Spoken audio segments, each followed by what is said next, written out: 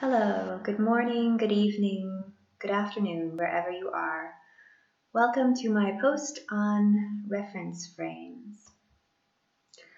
I have written several novels, but the book I'm trying to finish right now is about physics and illusions. I spent 20 years as a physicist and am regrounding myself through simple explanations of things that typically sound complex. The crux of the confusion at the heart of physics comes from forgetting to look at things from two sides. I tried to make this easy. There is an emotional aspect to deprogramming yourself and separating from a group ideology.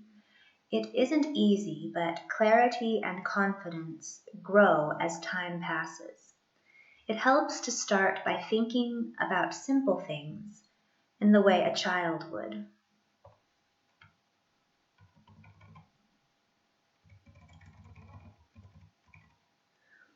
For example, when you are hot, that makes someone else look colder. When you are fast, that makes someone else look slower. When you are smart, that makes someone else look dumber.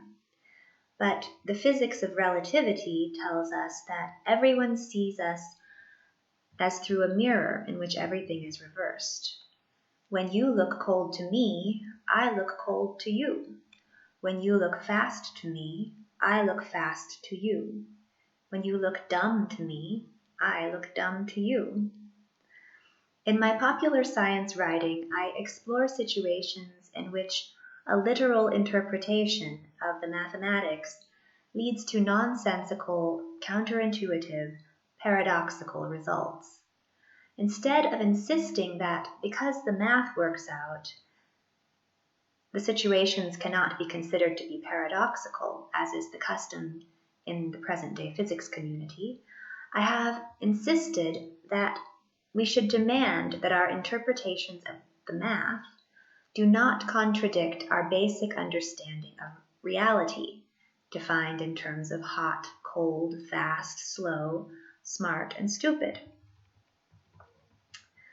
Reality is our daily experience of how the world works, and illusion is something that contradicts our daily experience, but which can be explained with a deeper understanding of the tricks reality can play. In Joni Mitchell's song, Both Sides, she explains how illusions are what we remember, but we can also understand the reality of a given moment. This is why it is important to be aware of when you are describing a physical system in the language of memory and illusion, or if you are describing it in the language of present reality. In the case of a particle, which appears to length contract because it is traveling at a high rate of speed, we might say that from an absolute perspective, the contraction was an illusion caused by a reduced interaction time. But if that is the case, that illusion is very useful for helping describe the magnetic field, because when an electron literally length contracts, the corresponding expansion in the direction perpendicular to the direction of travel explains, for example, the presence of a magnetic field. The question that should be asked at this point is if the illusion of contraction explains the existence of a magnetic field. Is it a necessary illusion, and does that mean reality is made up of necessary illusions? The answer to this question is yes, if you constrain yourself to a theoretical framework made up of Lorentz contractions and the Lorentzian Maxwell's equations. But the answer is no, if you constrain yourself to absolute space and the Galilean contractions. Although infrequently used in physics classrooms, Galilean Maxwell's equations provide an equivalently powerful way to describe the world, and they do not require the belief that reality is composed of necessary illusions. These foundational questions are not easy, but it took Picasso a few years to learn to paint like Michelangelo, and it took him a lifetime to learn to paint like a child.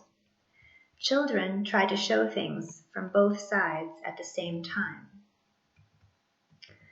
A very good way to see things from two sides at once is to study fictional stories, and that is why I recommend my novels to you. They are much better than my singing or philosophizing. They came to me as in a dream, and things that emerge from the unconscious realm always feel special because they connect ideas together in new and unfamiliar ways, giving us new ways to look at things from both sides. Thank you for watching. Until next time.